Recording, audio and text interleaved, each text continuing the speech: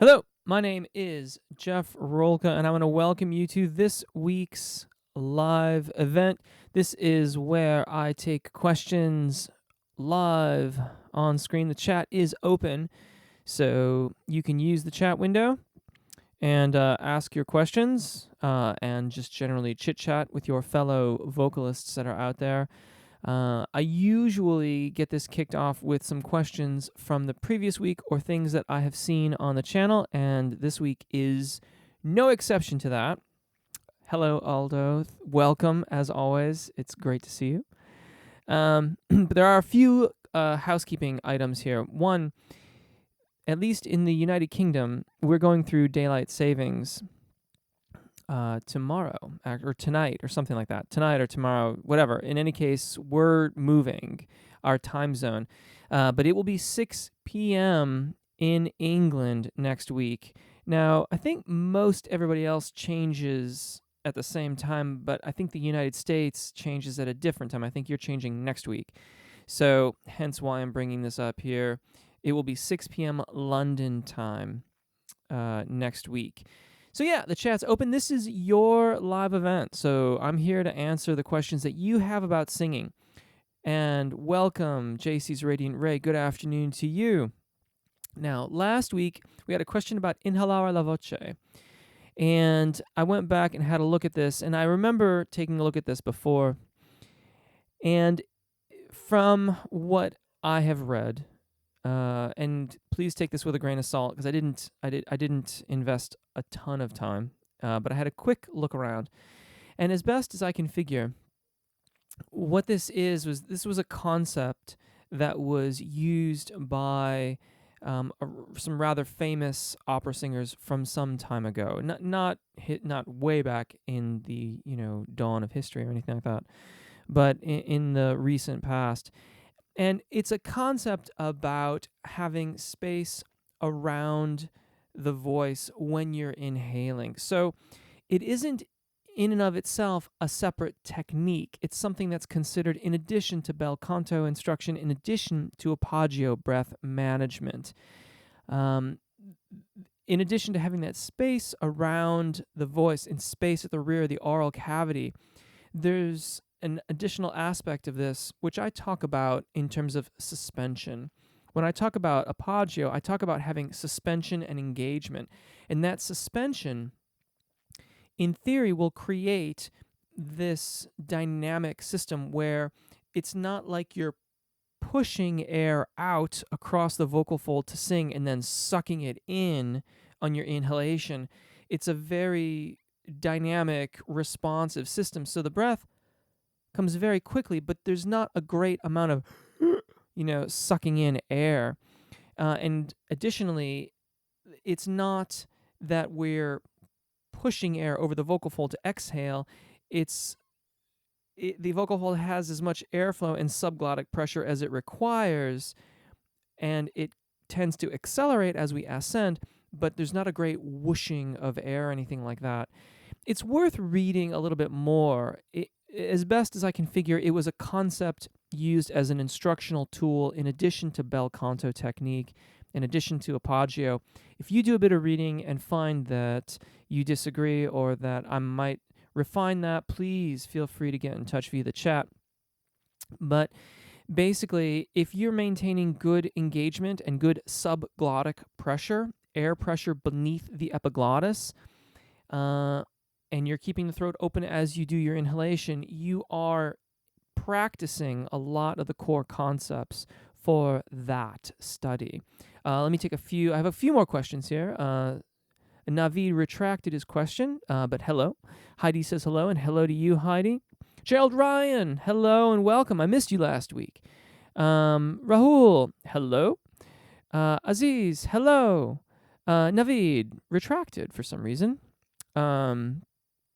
Let's see here. Rahul, I have a question that everybody can sing or somebody needs special or good gifted voice. I think everyone can sing. I don't think that... Okay. The way that I express this is that it's the 98% rule. I don't know if there's really 1% of people who have some type of disability or hearing disability where it prevents them from singing. But then again, there is a timpanist who is deaf. So maybe you don't have to hear in order to sing. And then there's the other end of the spectrum where there's 1% of people who are they just get it. They got, they got it right in terms of body awareness, in terms of the right kind of voice for the kind of genre that they're singing, and it just happens. And then there's everyone else. And that's not to say that that person at the far end of the spectrum doesn't need to practice. I think they need to practice too. But all of us benefit from vocal study, I think, and in understanding how our voice operates. And that can inform how we sing our songs and how we get better and better and better, not just as vocalists, but as musicians as well. I feel like we all benefit from vocal practice. I don't think you have to be just a gifted individual to sing. I think we all benefit from vocal practice, and almost everyone can sing. Heidi. Okay, so Heidi's that's a time zone thing. Ken Money Ellis, how can I belt? Well, belting is sometimes referred to as entering the call of the voice. Basically, keep on applying air pressure until you don't. Belting, you will, if you grip too much, then you can really, really, really overly fatigue the vocal fold and incur some damage over the long term of things. In rare instances, you can force it to such degree that you can do some damage instantaneously. That's rare, but it's not unheard of. I mean, belting is, it primarily occurs when you're in the zona de passaggio and you're insisting that the thyroarytenoid dominant singing voice go higher than it would naturally go. So at every one of us has these registration events in our voices where we go from thyroarytenoid dominance to a kind of balance between thyroarytenoid and cricothyroid engagement around the vocal fold. And then above that, the voice will tend to go into cricothyroid dominance. If we prevent that from occurring, then we are insisting that the thyroarytenoid dominant voice continue, and that is belting. I do not recommend that you belt higher than a major second above the secondo passaggio. So it's very important to know where that point is. I feel that you can sustain a belted phonation for a while that way, but if you're going to try and sing higher and higher and higher in a thyroarytenoid dominant voice, you are almost certainly going to induce a lot of vocal fatigue requiring time off regularly, if not extended time off if there's some type of vocal damage, and you risk nodes and things like that as well too. So that's basically what belting is. Naveed, my question is, what is important to keep the voice healthy? Water is a good start. You can hear I'm a little bit goopy. I haven't had quite as much water today as I should have, and so I've got a little bit more mucus on my vocal fold. That's fine. It'll thin up and go away in time. I'm also probably getting a little bit mucusy because I warmed up and practiced. My practice period ended about 15 minutes before this live event was scheduled to begin. And so my vocal fold is shooting a little mucus out there to start the healing process. Good practice, daily practice, I think is really, really good. I am one in my teaching, I advocate making smooth transitions through the registration events of the voice. This reduces fatigue and extends range. I also advocate the study of breath technique, the Apagio breath management system. That too will reduce fatigue on the voice and keep you healthy. All the other things that keep us healthy as people fall into this category as well too, because our voices are part of our bodies. Our instrument is integrated into us. So Good sleep is crucial. If you lead a very stressful existence, that can be very, very difficult to sing when you're very stressed out. Yeah, in the wintertime, I like my mailer from just this past week for the news group or the newsletter group that's via my website.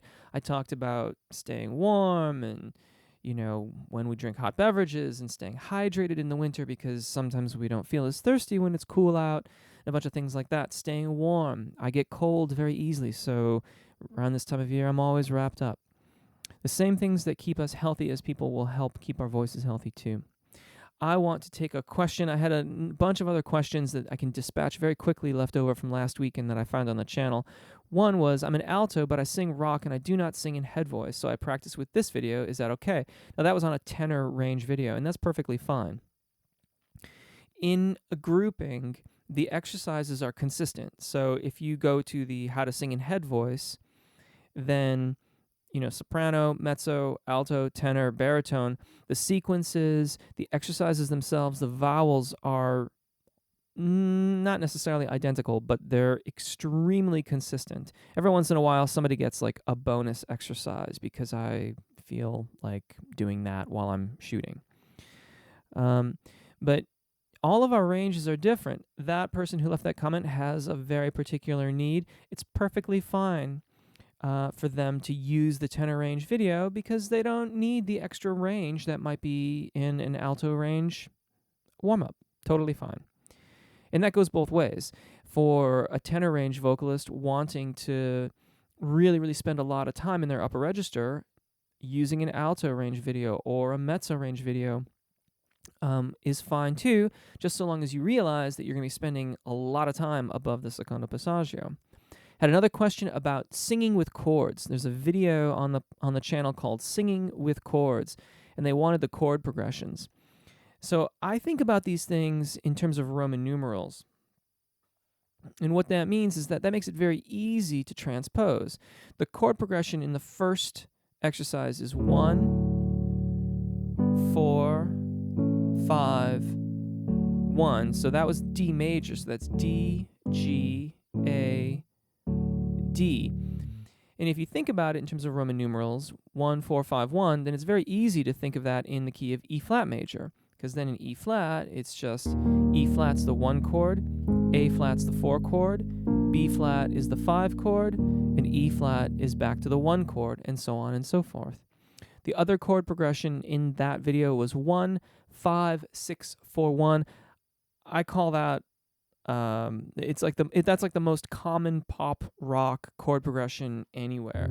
So in the key of F, that would be F, C, D minor, and B flat. And then you're back to F. And you can carry on from there. In F sharp, that's going to be F sharp major, C sharp major, D sharp minor, B major, and oops, got a bad note in there.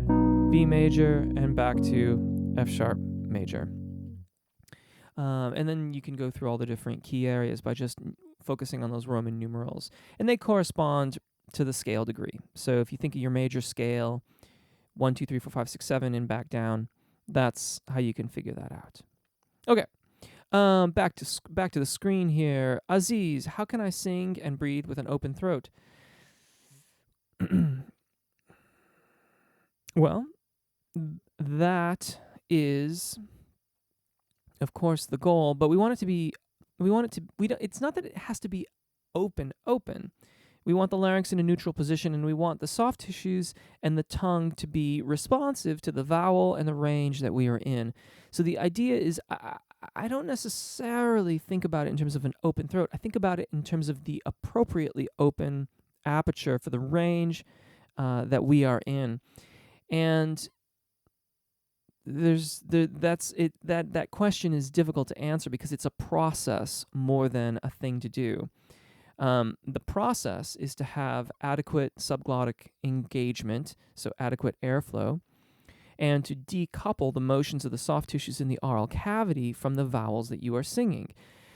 So, in the videos, the short exercises help you balance the vowel sound that you are working on, whatever the video is working on.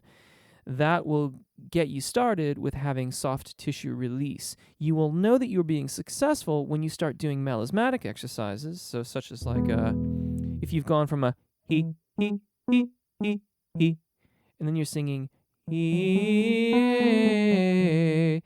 There's very little stuff, things, glisses, or changes in volume or the resonance or timbre of my voice when I go from E to A. E, A, A, ah, oh, oh. By balancing all of those out, we get a neutral delivery, a neutral phonation of our voice, and it requires that our throat be open. So, in essence, to sing with an open throat, we work on the individual skills that will result in an open throat. We work on vowel balance. We work on release of soft tissue control in the oral cavity. We work on engagement and airflow in order to ensure that we get soft tissue disengagement. And in working on the high register, we work on larynx stability, and that's going to get your throat open. It's a process. It's not something that can be answered with a do this thing, yawn. That's all too frequently the answer. And that can be instructive in the short term, but it's the practice that will result in keeping your throat open while you're singing.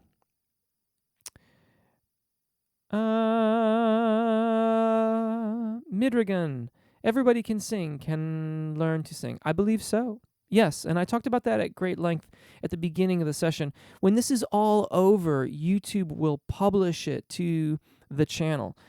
So I would say just hang out with us and enjoy the live event, and then circle back around and go and listen to that once it's all said and done. It will all be up there in perpetuity. Monsieur Maubet, welcome.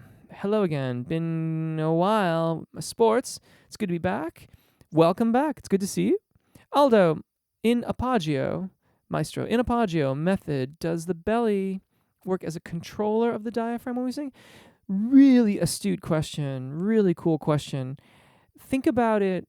I would suggest you think about it more as the rectus abdominis muscles. So those are the muscles in the front, like the six-pack, if you will.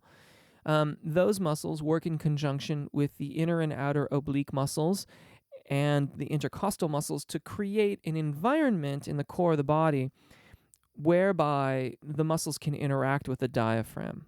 So it's not so much that they control it, but they interact with it and help to create suspension and engagement, which supports our voices. So by having that lateral expansion, having our lateral expansion, that creates an environment whereby the rectus abdominis muscles can engage and interact with the diaphragm a bit, and through the suspension and the interaction, we get suspension, we get engagement and support for the voice. I hope that answers your question. Let me know if not. Susanna, do you have any suggested readings?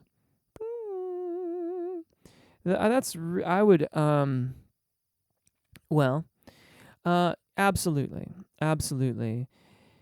It depends a bit on your genre, because some of the stuff, in kind of your intention, I mean, I don't know if we all need to go out and read training soprano voices or training tenor voices. It's really, really heavy duty with theory and anatomy, but it will really, really help you understand how your voice operates. Those are books by Richard Miller that I recommend without hesitation. They're excellent books. Shirley Emmons has a great website, and that is the page on Apagio breath management is the one that I typically refer people to read about and to try to get an understanding of appoggio, because it's very, very straightforward and really very clear cut. So that's some good reading as well. Can you be more specific? What is it? Is it just vocal technique, musicality? Because musicality is a totally other thing. Music theory is another thing altogether. There's such a myriad of aspects to being a musician and a vocalist. Yeah, give me an idea there. Give me an idea about what you're looking for. Midrigan, how much do we need to practice in a day? Well, let me put it this way. I would recommend that for good vocal health and for continued progress, 15 to 30 minutes of vocalizations and technical practice per day, in addition to whatever else you are singing.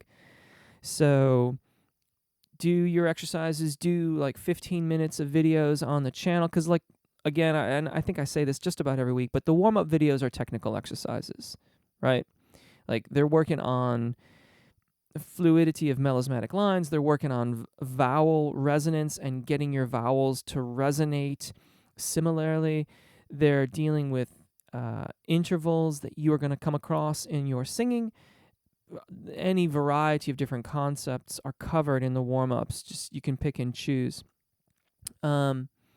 So, 15 minutes of that, and then go on and work on your repertoire selections. And I would recommend breaking down your repertoire, too, into vocalizations as well. So sing your melody on an E vowel, sing your melody with a lip trill, sing your melody using only the vowel sounds and making sure that they're all connected and resonating similarly. And then go back and do your lyrics. Change the key and move it up and move it down and just move it around to challenge yourself to really, really intimately understand your melody on an intervallic basis.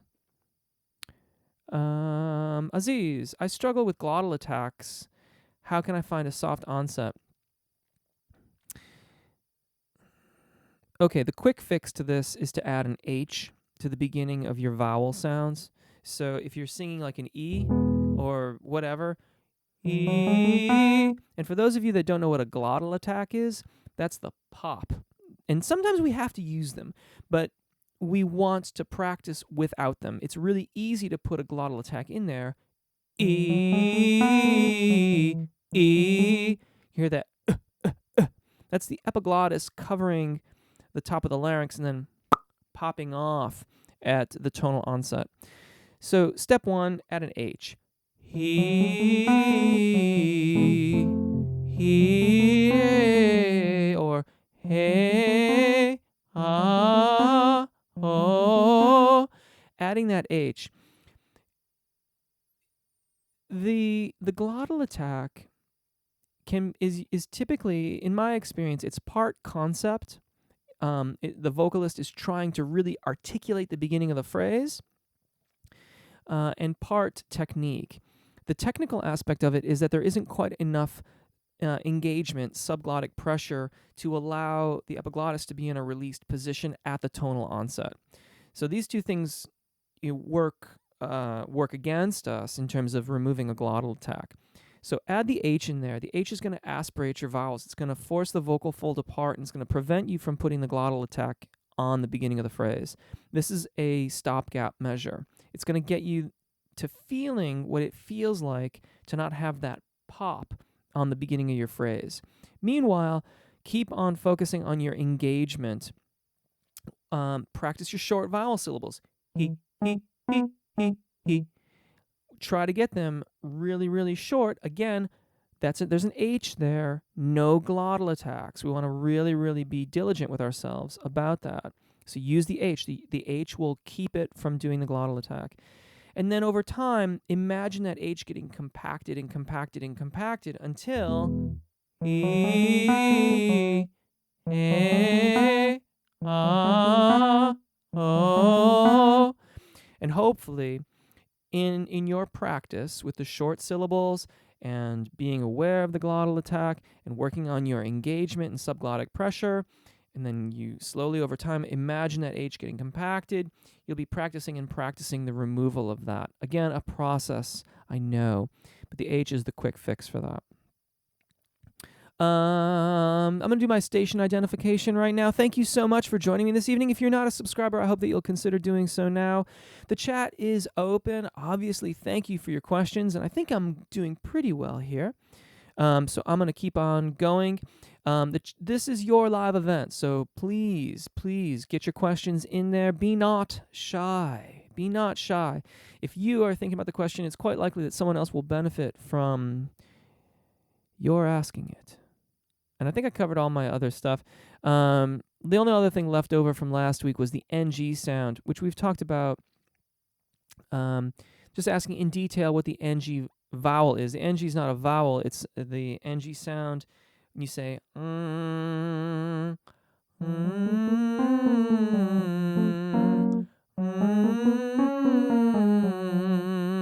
the NG is really, really great for balancing resonance through the zona de passage. So as you get into that area of your voice, if you hear it go dull,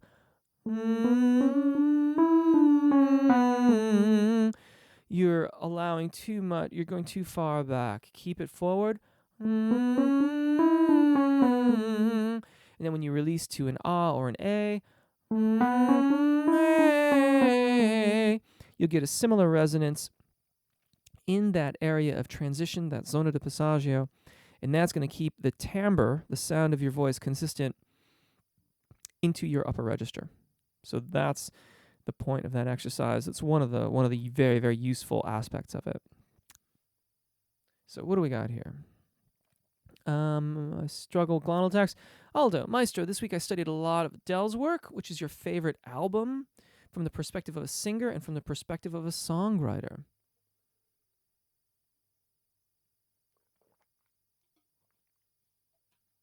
Okay. So Adele. Okay. So I'm going to take the second one first. From the songwriting perspective, and I know Adele by individual songs. I don't know her by albums. So I know she's got, I think, 3 albums out of original material. And I believe it's the second one that has Someone Like You on it. And the main reason why I'm fond of the tunes off that record is because, I mean, of course, I know that, she was of course involved in it, but she worked with a lot of co-writers that that I'm very, very fond of. Dan Wilson co-wrote Someone Like You with Adele. Egg White, and that is actually the guy's name, Egg White. Also is a co-writer on whatever record that one was. And I'm very, very fond, particularly of Dan Wilson, not just as a songwriter, but also as an individual and a thinker on music. Speaking of readings, by the way, I mean, talking about just music stuff, Frank Zappa's book is an excellent, excellent read on what it is to be a creative musician, whether you like his music or not. He has a lot of very, very interesting things to say, and I think a lot of things that remain germane. Moses Avalon, So You Want to Be a Record Producer, is an excellent, excellent read in terms of understanding the industry. Sorry to digress, Aldo. So yeah, that I think it's that second album that a lot of the songs I'm very, very fond of. As a singer, I have a bit of I have a mixed feeling about Adele and her vocalization. I feel like she has an incredibly, incredibly expressive voice. I feel that she uses ornamentation in her singing in a very, very tasteful way. She has, however, in the past used an enormous amount of vocal fold tension to sing higher notes. that is in no small in to my ear, it was largely the reason why she had such a a horrible problem with her voice at the end of the tour of that second record. She actually had a hemorrhage where there was like some bleeding and things like that and needed vocal surgery.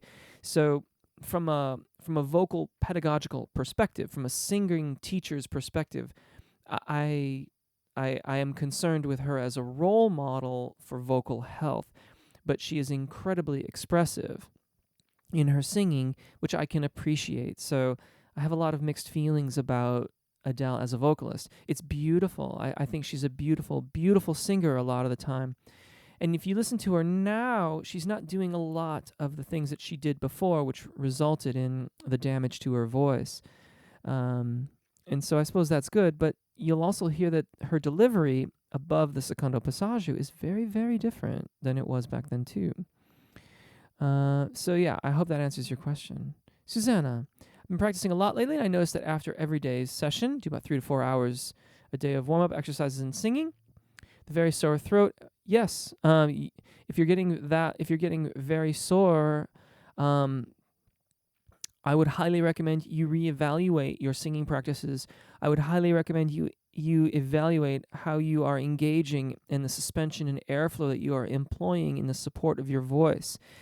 If you are not making a smooth transition through the secondo passaggio, this can result in additional vocal fatigue, which in the immediate future can result in needing to take more time off, more rest days than you might like.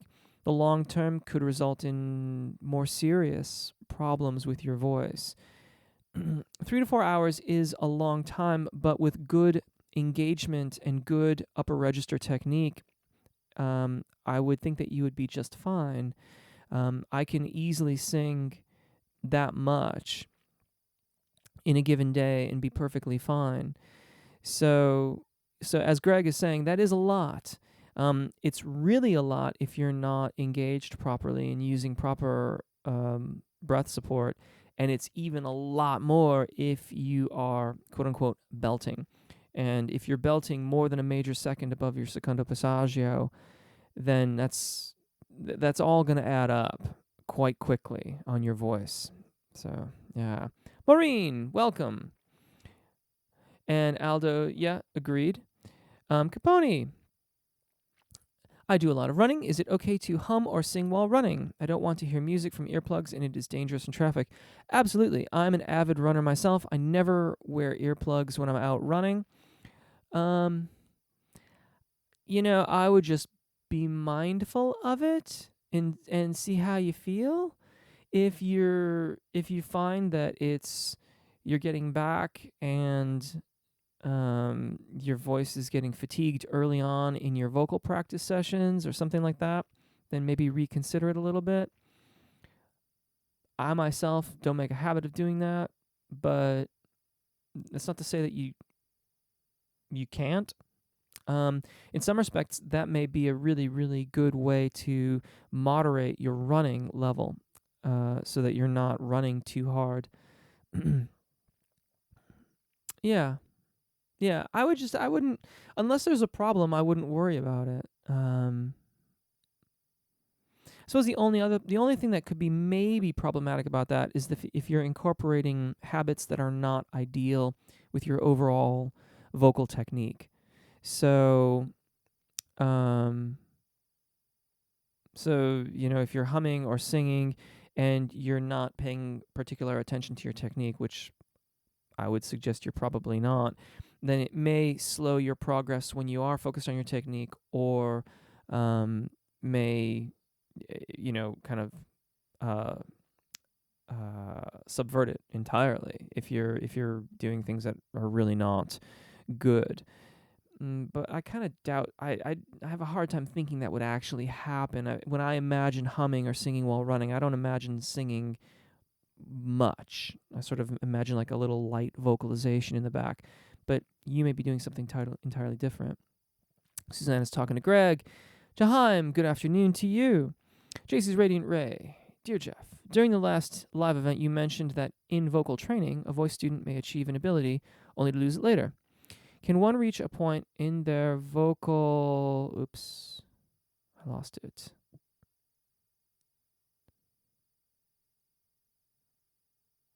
In their vocal training at which, after a break, like due to a car accident, a person does not lose ground or recovers quickly? Of course. Absolutely. Absolutely. Oh, wait a second. Well, interesting question. Speaking for myself, when I take a break, if I take more than, say, a week off, I definitely notice a difference when I start my vocalizations again and start practicing again. But since I've learned the skills, it's just a matter of getting my voice back in shape and getting things vibrating and moving along again. And FYI, Heidi, I saw that you have to sign off early. Have a great afternoon. If you're already gone, I'll see you next time. I hope I caught you. So I think that, like I said, speaking for myself, if I take a couple days off, I notice a slight difference, but there's no real effect on my voice. About a week or more, and I start to feel a bit sluggish, and it takes me a couple days of vocalizing to start feeling comfortable again. The interesting thing about this is that most people who would listen to me sing won't really notice a difference in my phonation when I'm feeling quite good versus when I'm feeling like I'm a little bit rusty. And I'm speaking from what I have had reported to me in lessons by my teachers in the past. So I think that you will find, as your overall technique gets refined, that you will remember that, and you will be able to incorporate that more quickly after you've had a little bit of time off. I think I think I've answered that correctly, but if not, please let me know. Greg is talking to Susanna. Susanna is talking to Greg. Heidi is signing off. Ithia Lopez. Hello, I am a pianist learning to sing. Been taking vocal lessons. I want to make this my career. Any tips? Wow.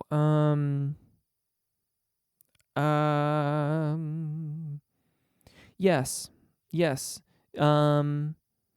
Stick to your thyroarytenoid dominant singing voice until all of your vowels are well aligned, and then begin working on your upper register. When you can sing all of them consistently, melismatically, in a thyroarytenoid dominant singing voice, then move on. Everything will go so much faster that way. It will go really, really fast. Aldo is talking to Greg. Greg is talking to Aldo.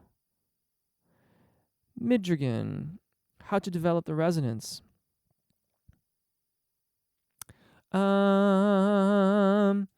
Balance. Work on balance first. So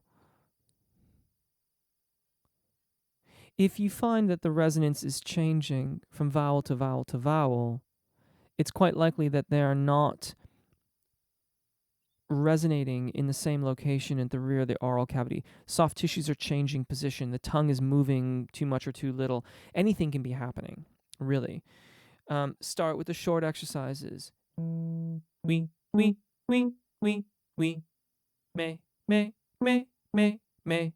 ha, ha, ha, ha, ha.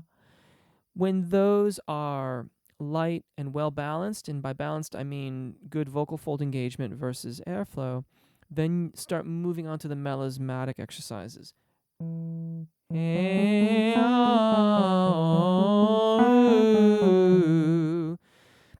That way, you're coming from a neutral position. The soft tissues are going to be allowed to resonate freely, and that's where we get our resonance from. Oftentimes, building resonance is more about releasing engagement, releasing tension in the soft tissue, than it is about doing something in addition to what we are doing. So when we're building resonance, we're removing tension, we're working down things, we're not adding things. As you move into the zona de passaggio, then you can start working on the NG exercise.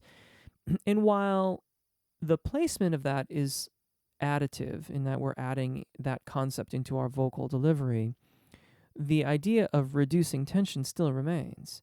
And so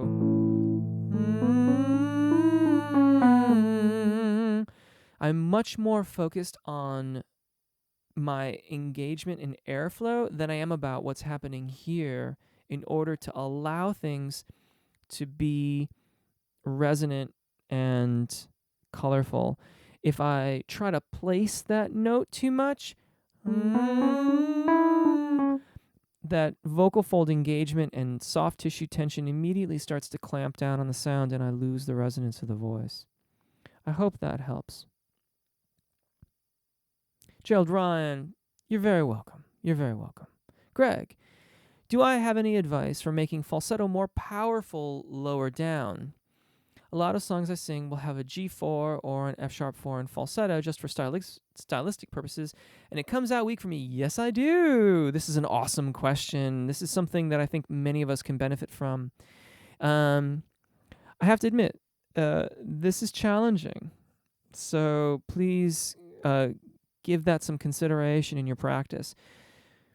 Oftentimes, if we want a falsetto that sounds powerful, we're approaching it from the notion of taking a falsetto sound. So this is C major.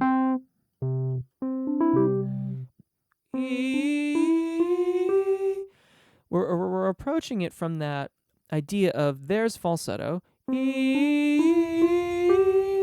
How can I make that more powerful? Think of it more as weakening your cricothyroid dominant voice. So start from a well-adducted cricothyroid voice.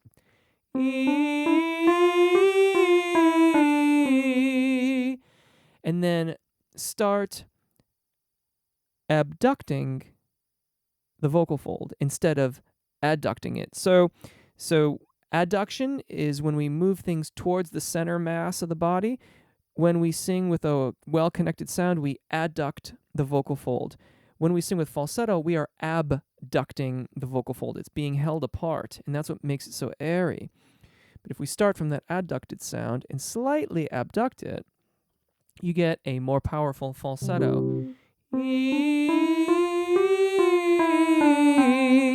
you just you find the sweet spot where it's got enough air to be stylistically what you want, but still enough power. And it's a balancing act, right?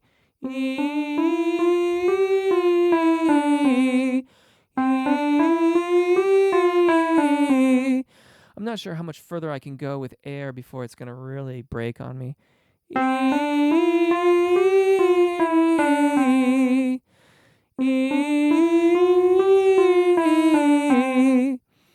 That is how I work through it with my clients. When they want to have a lighter, more falsetto-y approach, we take the cricothyroid dominant singing voice and we begin the slow process of abducting it to get a little bit more air for that style. Susanna, readings for understanding and learning theories for voice techniques, maybe with some music theory as well, if that's necessary to understand the voice techniques. Yeah, so Training Soprano Voices by Richard Miller is a really good place to start. You're not going to find much music theory in there. Without knowing where you're coming from, I would recommend looking at Grout and Poliska, but that's the textbook that is used in colleges to study music theory. So that may be far too much for what you're looking for, but it really does have almost all of the music theory that you would need for, all tonal music. I mean, more or less. It doesn't really have counterpoint or fugue theory. You'd have to look elsewhere for that. But the concepts are derived from the Baroque period of music. So it incorporates those practices without dealing with the intricacies of fugue. In studying out of Grout and Poliska, you would understand the theoretical concepts that are utilized in voice leading and in the theory of most pop rock music. That being said, most pop rock music breaks a lot of the rules, and particularly in voice leading. So yeah, those two books would be great places to start.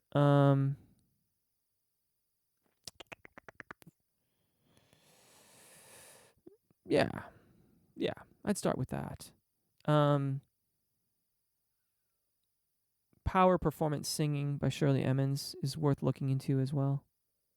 Okay, The Mober. I've been listening to a lot of Oasis and Green Day. Frontmen of both Liam Gallagher and Billy Joel Armstrong. Yes, indeed. Wanted my opinion on their style, how they avoid vocal fatigue night after night after those long calls.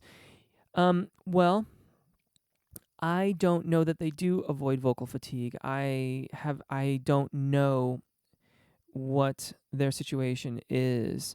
Um, Now, if I had to sing those songs, then one, I'm going to really, really make sure my monitoring environment is good. So probably in ears if I can do that. Um, Good transitions through the secondo passaggio, making sure I'm avoiding straining.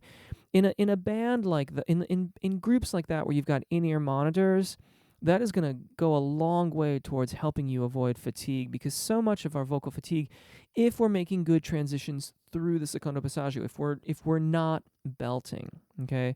And I haven't listened to a ton. I've listened to quite a bit of Oasis, and they do transition to their upper register. Um, Billy Joel, I believe, does as well, though he is somewhat of a lighter, more falsetto-y approach to it in terms of his phonation. In either case, though, because they're going to be wearing in-ear monitors, that is going to help significantly to reduce vocal fatigue, because it will help them avoid pushing when they're on stage. That is a big problem in loud environments. If you're in a cover band and you don't have adequate monitors, the tendency to push will really, really induce a lot of vocal strain. Yathiel, I'm honestly willing to make a career out of anything that involves music. Got the strongest feelings for music, and I am truly passionate. Just any tip of maybe what to study. That's awesome. I would study. Gosh, I mean, then study what you're passionate about. If you're passionate about um, if you're passionate about Oasis, then, I'm just picking that off because that's what I just got done talking about. Then I would take those songs and I would learn as many of them as you care to learn. I would pull them apart. I would understand them both theoretically, harmonically. I would look at Oasis's references, who they quote as their inspiration, and I would then go into that and start pulling all of that apart, and I would learn bunches and bunches of it, and I might practice writing songs in the style of Oasis or their the people that they quote as inspirations, to try to understand more about the process. I might read everything on them. I might watch and listen to any number of different things to learn about how they use their instruments, how they perform, um, in terms of studying. But it all boils down to practice as well. And all of that then comes back to around to inform how you're going to approach your own expression of that music. When we go, there's a certain amount of imitation I feel like many of us go through. I certainly went through it. And in that imitation, it pays to notice what works well for you and what is challenging. Work on the challenges, but notice what works really well for you too, because those are your strong suits. Those are things that come naturally to you in your own writing, in your own performances, and play to your strengths while continuing to work on your challenges.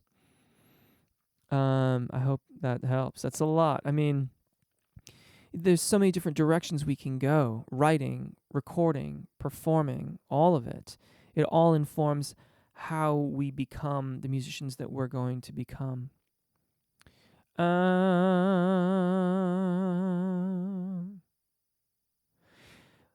When we breathe, our ribcage should be extremely fully open, or is there a right amount of expansion? Reasonable lateral expansion without being overly extended or tight. If it's pressed and rigid, that's too much. But if it's sagging, then that's too little. Um, but not pinned tight, Aldo. Yeah.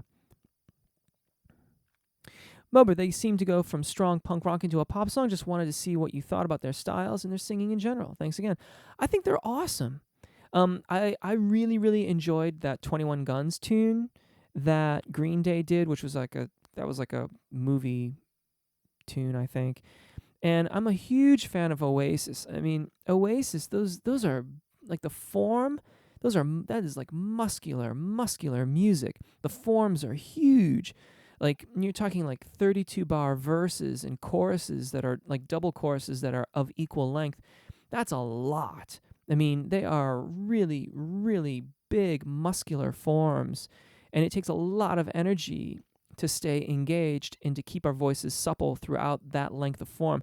I love that music. It's a great workout and it's fun to sing, and I mean, I like it. And I think the chord changes are familiar, yet they do a really lovely job of throwing a twist in there that makes it uniquely their own and keeps it interesting, kind of like a nice little bit of ear candy in there. I'm thinking of Some Might Say off the top of my head. And Don't Look Back in Anger. Love those chord changes. Good stuff. Aziz, you're very, very welcome. Gerald Ryan, 1:25 a.m. here. I bet you're sleeping. Thank you. You're always up so late to join these, and I really, really appreciate it. Chesson, hello. I understand. Yes, I have twins myself. I will have to listen again after it's finished. Good to be here. Thank you and welcome. And yes, these have been so cool lately. There's been so many amazing questions, and really, really great participation. So thank you you guys for all your participation and everything. I am Oxwoo. I'm having a hard time connecting my head voice to my chest voice. Any tip? Yeah, I'm gonna kind of go into a bit of a speed round. I don't mean to be short, but work it from the top down. So start, if you're making a good connection through the secondo passaggio, then think top down. Maybe start with arpeggios. Wee, wee, wee, wee, wee, wee, wee, wee, wee. And that will be a little bit easier to avoid certain habits that you typically go along with ascending patterns. You might try, there's a couple videos that have like a wee, wee, wee, wee, wee, wee.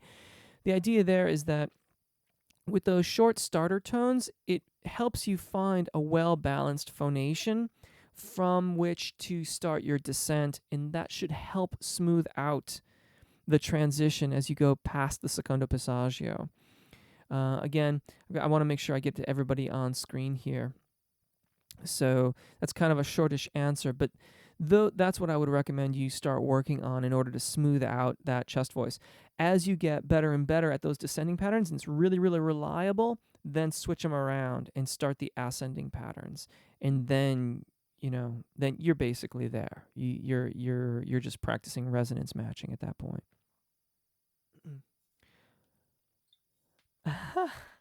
It's funny when so I'm reading Yathiles, I look like he's. I'm sorry, I'm assuming that that Yathiel is male. I don't know if that's the case or not, but yeah, Yathiel is saying I look like Gautier, and thank you. I try my best to be a great teacher, and I really appreciate that.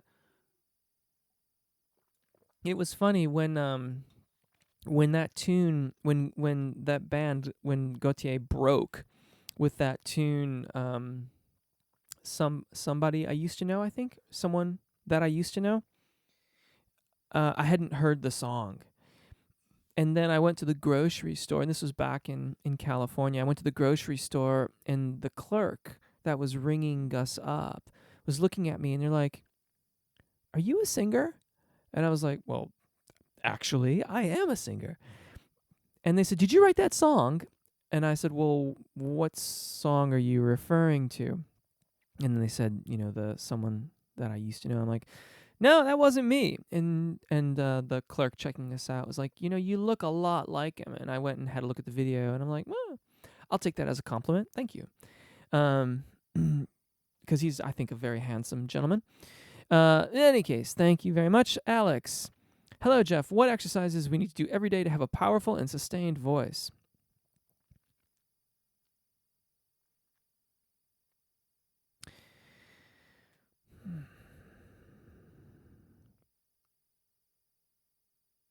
Power is about resonance and airflow. So, the short answer to that, and I'm in the speed round here to make sure I get to everything I've got here on screen. The short answer to that is the diaphragmatic breathing warm up that I did, which is on the channel. If you search for it, if you type in like diaphragmatic, if you search my channel for diaphragmatic breathing, there's a male version and a female version. Those videos were I did them specifically with someone's questions in mind, but they incorporate a lot of the breathing technique. It's not the technique. I mean, there's the theory behind the technique, but the practical aspects, the practical applications of the breathing method that I teach are incorporated into the video and into the practices. So that video goes through the secondo passaggio. It incorporates all kinds of breathing practical exercises, and it goes through all of the 5 main vowels that we practice resonance on in vocal teaching. It's all in there. In a longer conversation, we could dissect what each individual exercise is meant to do and what the breathing exercises are meant to do, but that's a very, very efficient warm-up or technical exercise to work towards power and sustain. Alejandra, I am generous in learning so much using your videos. Excellent. Excellent, excellent, excellent. That is what they are for, and thank you very, very much. I really appreciate it. I really, really appreciate it. Maureen, I like singing in a higher range, and it suits my character and repertoire. Should I work on my lower range too, or will that take away from my high notes? From a purely from an acquisition of knowledge standpoint, I would say absolutely work on your thyroarytenoid dominant range as well.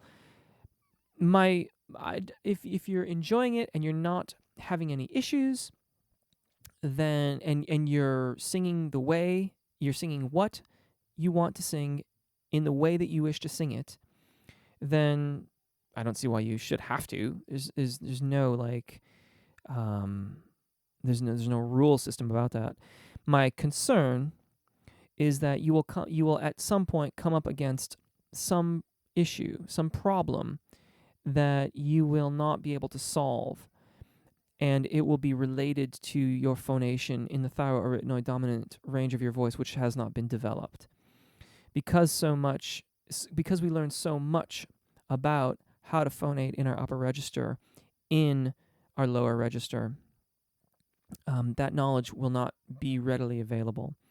But like I said, that's just sort of a theoretical concern. Yathiel, should I feel like I'm singing from the tip of my mouth? Not necessarily, but that's a little unclear to me.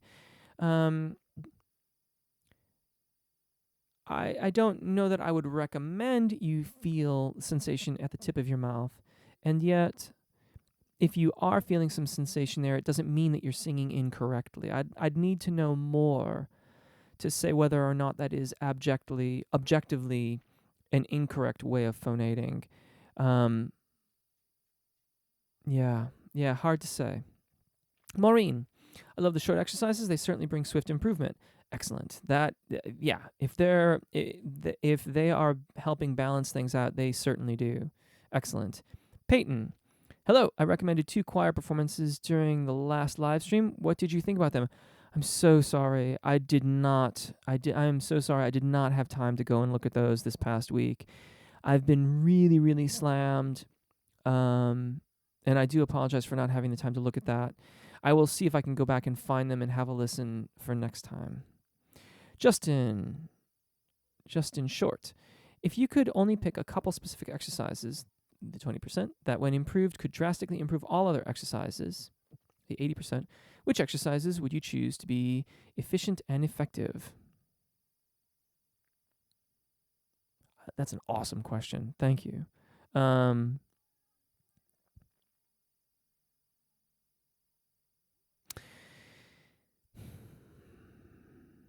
Okay. So the most efficient exercise that I feel like I have, and it's in a couple of the videos, is this one that has the short note followed by a scale. He, he, he, he, he. So there's a short note, short breath, short note, short breath. That exercise incorporates short vowel phonation, melismatic phonation, short breaths, which, because you take that short breath, it challenges you to have a good tonal onset on the next short note. And it requires consistent suspension throughout the course of the exercise. Additionally, in the videos, there's no pauses, so it just goes on and on. He, it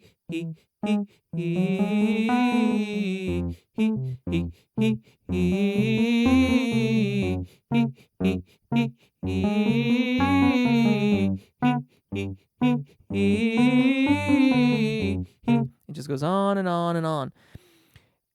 That is perhaps the most efficient exercise that and it's actually one that I compiled it from a bunch of different things, but I'm the only person I know that has that exercise, that uses that exercise. But if you don't know how to phonate a short vowel syllable, if you don't know how the apagio breathing system works, if you aren't making good engagement through the melisma, you may struggle with that exercise. But I think that's the one. That's the one that I would recommend. I do have to wrap it up very quickly here. Susanna, you're welcome. Thank you for joining us this evening. Thank you all for joining us, by the way. JC's Radiant Ray says goodbye. May all your dreams come true, and I second it. May your dreams come true, vocal and otherwise. Maureen, you are very welcome for the explanation. I am glad that it helped. Good night to JC, and JC's Radiant Ray is saying good night to Maureen. Thank you all so much for joining me this evening. I really, really appreciate it. Take really good care of your voices. Oh, Gerald Ryan saying he sings karaoke 2 to 5 hours. Is that okay? Absolutely, as long as you're not getting sore or having problems with your voice. Justin Short is asking about speech level singing. I will have to discuss that next time because I have to go and read stories right now. Good night, everyone. Take really good care of your voices. Enjoy singing. I will see you next week at 6 p.m. London time. Remember, daylight savings time. Thank you.